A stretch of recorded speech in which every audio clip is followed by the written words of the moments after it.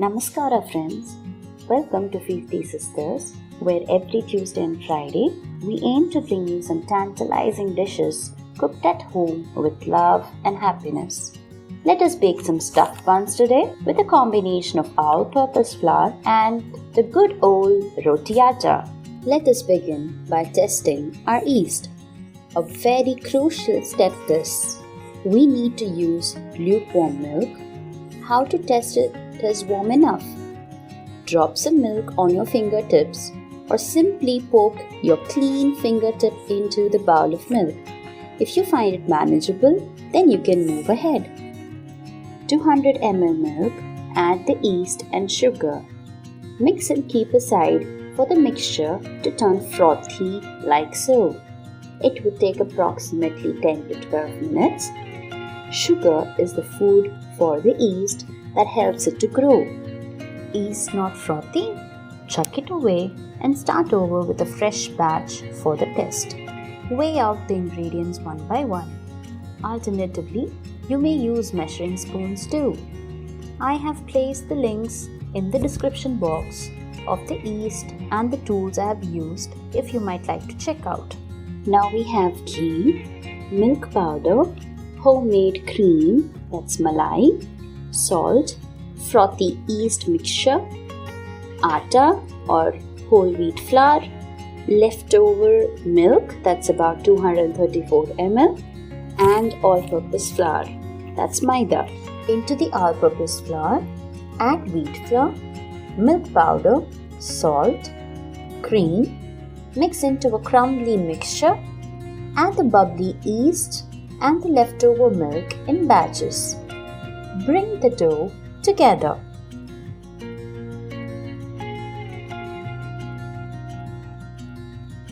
Remove the dough onto your clean counter and time for some malish.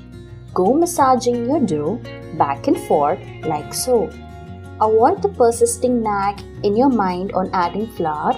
Your resistance now will result in a beautiful bed of pav.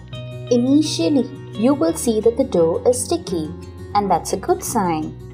As you keep going back and forth with your palm, just rubbing it against the counter, you will see that the dough gradually stops sticking to the counter and gently comes together.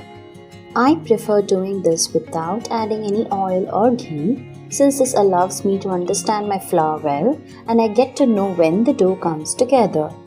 Addition of oil or ghee after the initial kneading helps in better gluten to develop. Till you see the dough is less sticky onto the counter here. Do note the stretchy gluten. The end is near. No pressure. Just 5 to 8 minutes maximum of malish and you have it. Look at that nice and supple dough.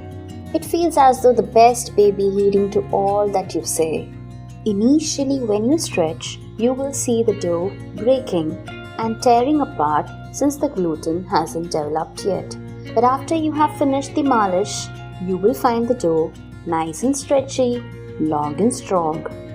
Spread the dough onto your counter, add 1.5 tablespoons of ghee and scoop up and fold in the edges of the dough inside. Knead it for a minute to allow the ghee to incorporate in. And we'll do a couple of stretch and folds until the window pane time. Stretch and fold. Hold the base of your dough with your left hand fingers and the right hand palm will be used to stretch the dough reasonably. Not much. Too much pressure will break the gluten you have so far developed. Fold it in and repeat about 6 to 8 times, turning the dough around. For the window pane, stretch the dough between your fingers gently. Keep stretching till the time you're able to latch on to your dough without tearing it apart and you're able to see your fingers across. To see if your dough is ready for the first proofing, the most easiest test will be the poke test. Form a ball of the dough, poke with a finger. If the impression bounces back, your dough is ready for the first proofing. The dough consistency will look supple, just like a freshly made mold of butter. Proofing is nothing but allowing your dough to sit and thus helping the yeast to do its work.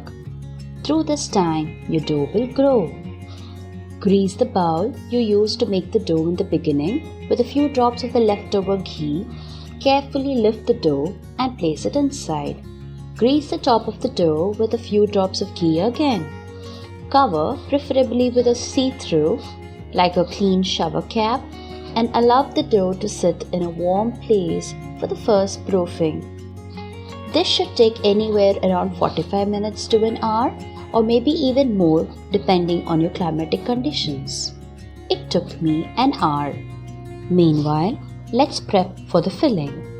I have a few pods of garlic finely chopped onions, tomatoes, bell peppers, diced mushroom and cottage cheese, boiled sweet corn, turmeric powder, red chili powder, garam masala powder and kala namak. On a tawa, heat half tablespoon of ghee or oil and place the diced cottage cheese and roast it along with a little turmeric powder and kala namak. Flip over and roast them from all sides. Once done, keep them aside.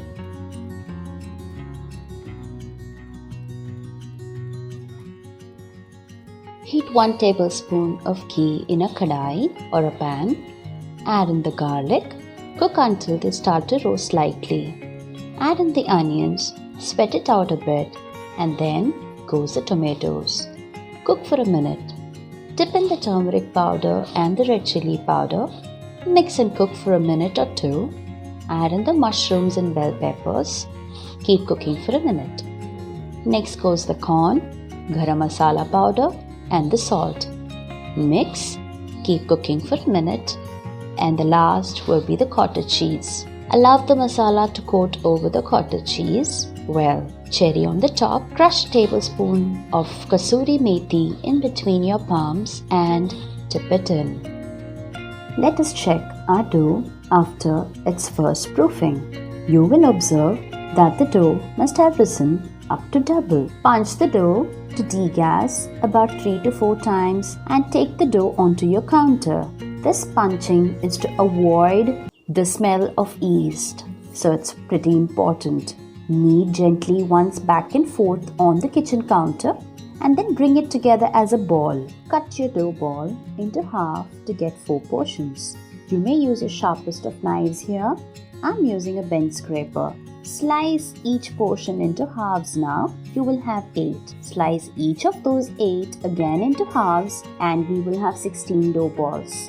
Take each portion, flatten them with your fingers, enlarging it as you keep pressing like so. Place a spoonful of the filling inside. You may place diced or grated cheese along with the filling and tuck in. This, when baked, tastes yummalicious.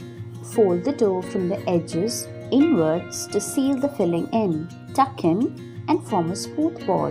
Repeat the same for the rest of the portions. Keep each portion on a baking tray. I have placed a parchment paper on the tray and kept my dough balls on them and allowed them to sit for the second rise.